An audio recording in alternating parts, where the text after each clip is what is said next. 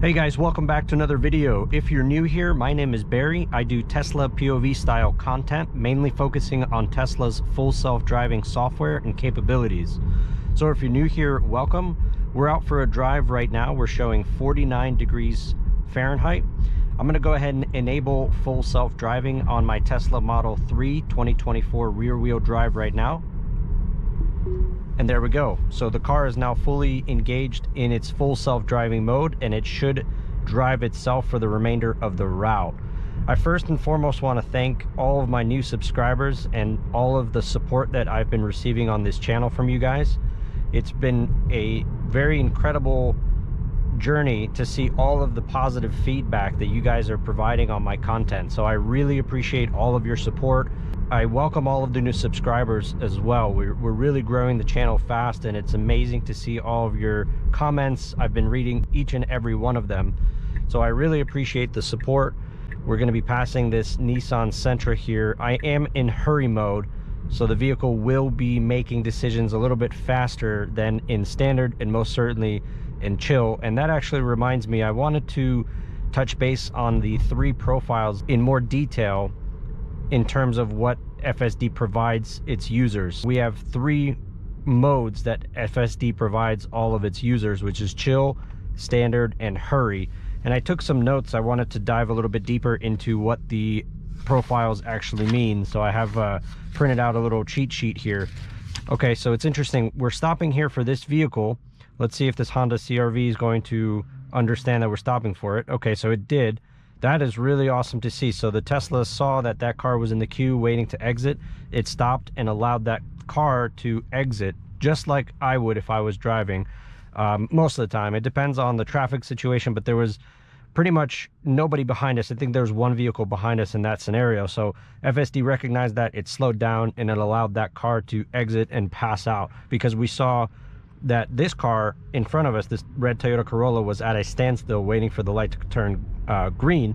So there was no reason for us to continue forward. FSD realized that we're not going to be moving towards the light anyway since it's red, so it made the decision to let it pass. So really cool to see that. Going back to the profiles that I wanted to talk to you about, I printed out a little cheat sheet here, and I just wanted to kind of discuss the three profiles that FSD offers. There's a lot of questions that I got from my last video because I had raised a question to see if others had noticed what I had noticed in hurry mode, which was that the vehicle stops a little bit closer to the car in front of you in hurry mode. And a lot of you guys did comment back and agree that you're noticing the same thing. The feedback that you all provided makes perfect sense. It's aligned with what you would expect in hurry mode in terms of what humans do when they're in a hurry. So it's really, the profiles are replicating what humans do. And if you're in a hurry, typically you would be closer, inching closer to the car in front of you during your drive. So it makes sense, and you guys are seeing the same thing I am in terms of the car creeping up closer to the vehicle in front of you in hurry mode. So I wanted to dive a little bit deeper in the three profiles that FSD offers, and I'll throw a few screenshots here in the video as well so you could kind of see what I'm seeing in my notes here. Starting with chill mode, the acceleration and deceleration is smoother and slower. Lane changes only when necessary and avoids aggressive merging. Following distance maintains a greater distance from the car ahead of you. And cornering takes turns at a lower speed, prioritizing comfort. And then lastly, stoplight behavior, gradual stops and starts. So it's really just prioritizing comfort over speed, and it's getting you to the destination in a reasonable amount of time. It's not in a rush. It makes sense, right? Chill mode is just prioritizing your comfort, and it's taking turns at a slower rate. It's allowing you to have bigger gaps between you and the vehicle in front of you. So out of the three, it probably is logically the most safest mode to be in that FSD provides. It's slower, it's more cautious, and it prioritizes comfort over speed. So that kind of aligns with what you would expect in chill mode. Now, going to standard mode, the standard mode offers balance parameters which are suitable for most drivers, and that's why I say I typically stay within standard profile. And for me, it just makes the most sense. It's a good blend between the three. As far as lane changes, it offers more frequent lane changes than chill, but still remains very cautious. following distance is a medium distance, and then cornering moderate speed through turns. So again, it's a good blend between the three. Standard kind of takes aspects and characteristics from chill mode, but it prioritizes speed just a tad bit more, and then it's not as aggressive as hurry mode. Now going into hurry mode, it's designed to mimic a more aggressive human driver. So it proactively moves into faster lanes. It allows for distance to be maintained at a closer rate than the other two profiles. It accelerates much faster and responds to open gaps much quicker. It takes turns at a higher speed, but still within safe limits.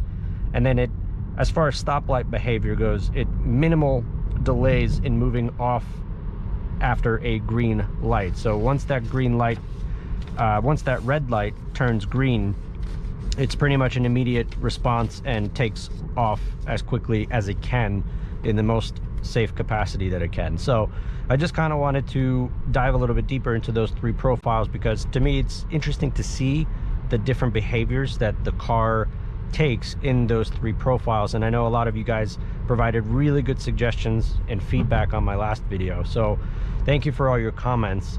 Also, going back to my appreciation for all my new subscribers, it's been really amazing to see all of you guys commenting on my videos and liking my videos. So as a small token of my appreciation, I really want to just do a small giveaway for all of you guys. And I'm working with a small business to create a few small products for the channel, and I will be doing a random giveaway on one of the next few videos that I release. Depends on how quickly I can get the products, but yeah, I just really want to, you know, show my appreciation to you guys, and you know, thank each and every one of you if I could. But obviously there's too many of you guys, so I at least want to do a random giveaway to show my appreciation. It's been really incredible to see you guys contributing to the videos and hearing your thoughts and your support, so I really appreciate it. I also wanted to talk about the weather radar that's included in the new holiday update. As part of Tesla's holiday update that they released for most customers over the last week or two, they've included a weather radar on their Tesla maps, so you can see kind of the weather situation going on around you, but it also gives you the weather at your destination as well, which is cool. And it's all live, so it's a live radar. All you have to do in order to see that, if you do have the holiday update, and I'll throw a video in here showing you exactly what you need to do, you should see a little weather cloud radar button on the bottom right rather. And if you click on that button, you'll see that the weather radar gets enabled almost instantly, and you'll see all the weather in the area. And then if you put in a destination address, you can also see that destination's weather as well. So it's a really cool feature. I highly recommend you guys enable that if you haven't already and you do have the update. It's just a really cool functionality of Tesla's holiday update. I haven't yet played around with the Apple Watch integration, primarily because my Apple Watch is a Series 3 or 4. It's quite old, and I don't believe that it supports the app. If you did play around with that, definitely let me know down in the comments below. Is that something that you guys are enjoying, or is it just more of a gimmick more than anything else? We're going 51 here in a 45. I have my max offset set to plus 25% and my offset set to plus 10 miles per hour. So we are going about 48 now in the 45, keeping up with the flow of traffic. I also wanted to touch on the cost for full self-driving and whether or not it's worth it. As of today, which is the very end of 2024, the beginning of 2025, full self-driving has a subscription model and a buy outright model. So the subscription model for full self-driving is $99 per month with the ability to cancel at any time. And I believe that the buyout price, don't quote me on this, but I believe it's somewhere around the 8K mark. So is it worth it? It's very subjective, of course, as anything, but it depends on who you are, what you want out of FSD, your driving habits, how often you drive, things like that, and your comfortability with the software. Because if you purchase it at such a high price, you do want to make sure you actually use it and that it makes sense for you and you get a return on that investment. Now, the reason I happen to really like the subscription model that Tesla now released to its users, because it never used to be so. I think prior to 6 months ago or so, you really were only able to purchase the FSD software through a buyout price. So one lump sum of 8, 10, or 12K, somewhere in that ballpark. I think they reduced it. Used to be around 12,000, and that's a very, very high price point. And you know, if you're purchasing something at that price, you really want to make sure that you're getting your return on investment back. Now, that being said, I do like, all right, so FSD, going back to this route here, FSD went into the right turn here first in the right lane, recognized that it's a ending lane, and now it merged itself back. So that was interesting to see.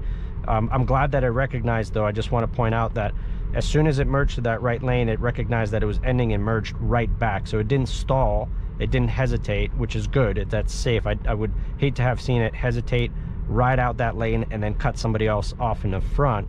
I've actually seen and heard other videos that users are saying that they kind of ride out, the Tesla rides out that lane, and then it decides to cut off the vehicle in front. So I'm glad it didn't do that in that case. But so going back to the price points of FSD, the reason I really enjoy the subscription model is because you can cancel at any time. So you can give it a shot. You can try it for a month or 2 or 3.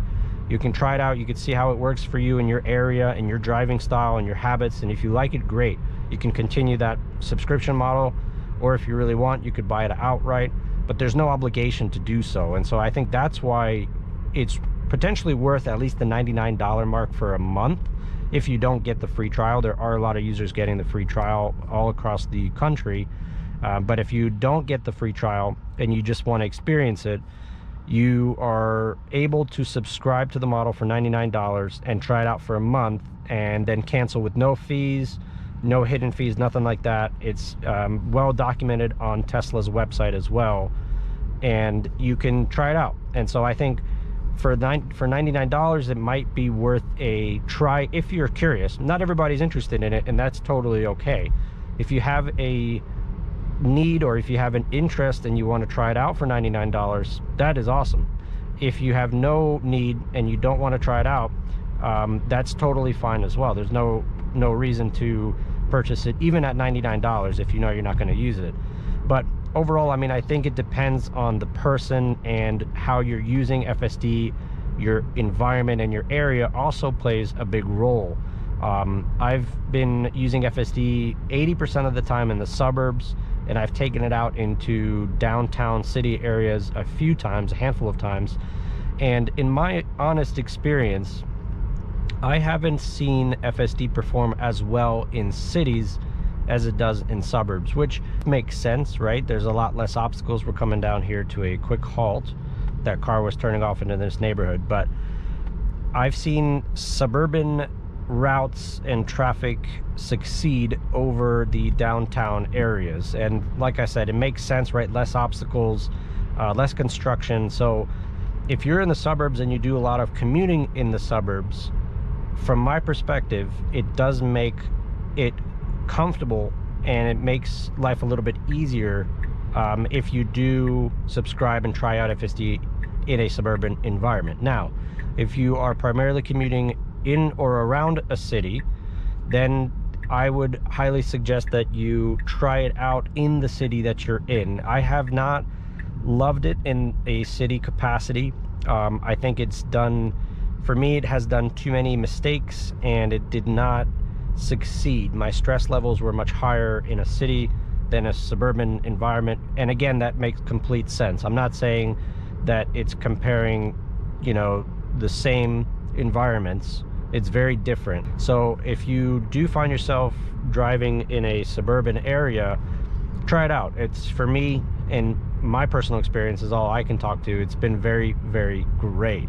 I think because we as customers have the option to subscribe to the model and try out their full self-driving service for a month, and if we don't like it, we can disconnect it and cancel it with no fees and no further obligations. It makes it a lot more appetizing, at least for me, which is why I decided to do it. I just put in a new destination into FSD. we should be making this left-hand turn here. So we have a queue of cars waiting to get out of this road. Currently we have nobody behind us, but we do have an oncoming vehicle that's also turning in the same lane. FSD slowing down, letting that Toyota pass in, and then we're following suit very, very nicely. No hesitation at all there. I also want to mention that I have no affiliation with Tesla, so it's not, I don't have any marketing sponsorships with them. I have no partnerships with them whatsoever. This is just my honest opinion on FSD's cost and their model in which they service this software to customers. So I just want to preface that and say I'm not affiliated with Tesla. I have nothing to gain whether or not users purchase their software or not. Just kind of a random guy throwing out his thoughts on FSD and the cost around it.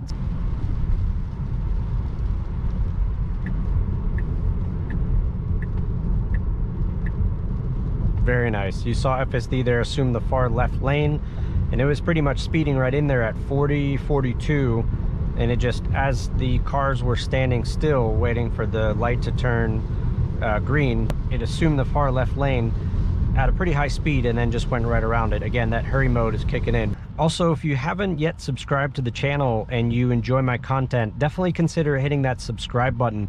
It's great to see the channel growing so quickly, and it is amazing to collaborate with all of you guys as well. So definitely consider hitting the subscribe button if you enjoy this type of content. I will be releasing many more videos just like this as Tesla starts to release incremental updates to its FSD software in version 13. So we definitely have some pretty rainy weather here, very overcast sky, and pretty thunderstorm-like conditions here. So FSD is still handling this very, very nicely though. Very confident in its turns. It can clearly see the traffic even though visibility is low in this rain. It's still doing a very, very nice job. We've entered the plaza and we should be making a left here at this stop sign. We do have a three-way stop, so we have traffic on our left and right, and we are maintaining our left lane here. We should be making this left. So we have a vehicle coming up from the left side. Now it is our right of way, and it went for it. Very nice. So it did not hesitate whatsoever. Very nicely done. And here is our destination on the right hand side. So it seems as if FSD is just going to bring us to the very front of the business and then stop right here, I believe is what it's going to do. Yep, perfect. So it did that, and we're gonna go ahead and take control now and drive off from the front door here.